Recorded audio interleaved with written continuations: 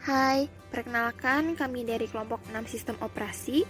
Pada kesempatan kali ini, kita akan membahas tentang status proses pada sistem operasi. Nah, sebelumnya, apakah kamu tahu apa itu status proses dalam sistem operasi? Proses adalah sebuah peristiwa adanya sebuah program yang dapat dieksekusi. Sebagai sebuah eksekusi proses, maka hal tersebut membutuhkan keadaan status. Status proses menunjukkan apa yang sedang dilakukan oleh proses yang sedang aktif. Jadi, ada apa aja sih keadaan status proses yang berlangsung?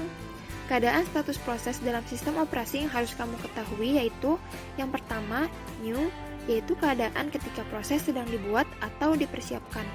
Yang kedua, yaitu running, yaitu ketika instruksi sedang dikerjakan atau dieksekusi. Yang ketiga, waiting, yaitu ketika proses menunggu beberapa peristiwa yang terjadi. Yang keempat, ready, yaitu keadaan ketika proses sedang menunggu tugas untuk dieksekusi. Yang terakhir yaitu terminated, keadaan ketika proses telah selesai dieksekusi. Lalu, bagaimana alur keadaan status-status tersebut dikerjakan? Yuk kita simak sama-sama. Proses pertama diawali oleh status new, yaitu proses baru yang berhasil dibuat ini memuat atau load dari secondary storage, misalnya hard disk, CD-ROM, dan lain-lain. Yang kedua yaitu status ready. Ready adalah keadaan di mana sebuah proses baru diterima dalam antrian di dalam RAM, siap untuk dieksekusi dan menunggu dikirim ke prosesor. Selanjutnya adalah running. Running adalah keadaan di mana proses yang sudah siap sedang dieksekusi di dalam prosesor. Pada kondisi running ini, ada 3 kemungkinan yang bisa terjadi. Yang pertama adalah waiting. Waiting adalah keadaan di mana proses yang berlangsung sedang menunggu input-output atau event untuk dilanjutkan.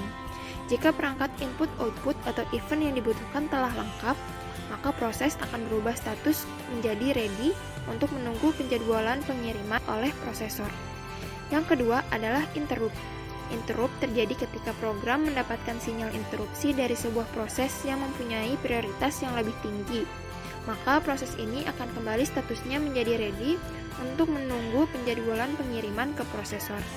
Yang ketiga, terminated, yaitu proses telah selesai dieksekusi seluruhnya.